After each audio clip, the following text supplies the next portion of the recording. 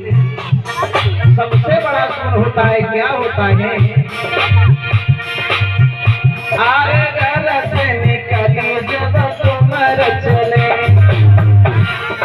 अगर महाराज किसी माँ का बेटा, किसी पत्नी का महाराज पति अगर नौकरी करने के लिए महाराज विदेश में जाता है या परदेश जाता है, कहीं पर जाता है, सबसे बड़ा सुन होता है,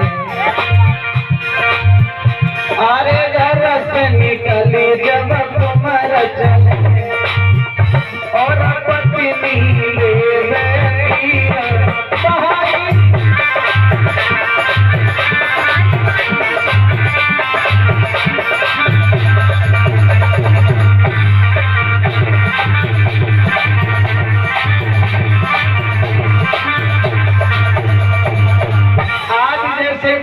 बताया कि अगर महाराज लड़का घर से नौकरी करने के लिए जा रहा है, अगर पत्नी महाराज आंसू बहा देती है तो ये भी एक अशुभ हुआ करता है।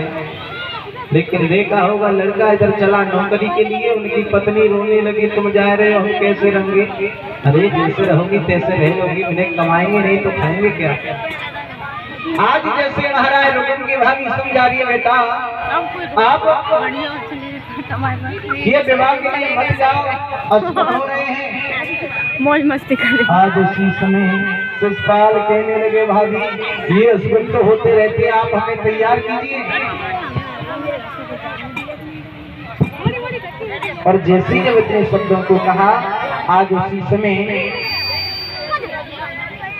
महाराज देखा कि इधर शिषपाल की भाभी ने आज शिषपाल को दूल्हा बनाया, और दूल्हा बनाने के बाद में आज महाराज बड़ी धूमधाम के साथ में अब तो महाराज अपनी सेनाओं को लेकर के आज धीरे धीरे धीरे धीरे आज कुंदनपुर की सीमा की ओर चलने लगा है। 18 चौड़ियों सेना लेकर के आगे धीरे धीरे महाराज शिषपाल कुंदनपुर की सीमा में जाकर के पहुंच गया। आज उसी समय गांव के बाद आज पड़ाव डाल दिए। आज जैसे ही अपने अपने तंबू में महाराज बारात ठहरने लगी, और लेकिन आज महाराज रुकन से जाकर के खबर कर दी कि हम पूरी तैयारी के साथ में महाराज आ गए हैं और बड़ी धूमधाम के साथ में विवाह होगा। आज जैसे ही जब महाराज रुक्मणी को मालूम हुआ, और जैसे ही रुक्मणी को मालूम पड़ा कि हमारे भैया का जो साला है शिषपाल आज बारात लेकर के आ गया है, और जैसे ही महाराज देखा कि बारात लेकर के आ गया है, आज उसी समय आज रुक्मणी रोने लगी, प्रभु अगर आपने हमारी सुध नहीं ली, आपने महाराज हमारी सुध नहीं ली, आपके साथ में हमारा विवाह नहीं हुआ, ये रुक्मणी यहाँ से जिंदा नहीं जाएगी। आज भगवान कन्हैया को बुलाती है, श्याम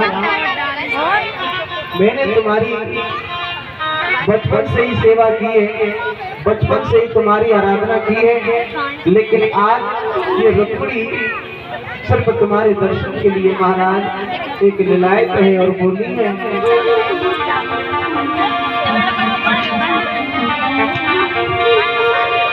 कि तेरी रुक्मणी और रसता निहारे,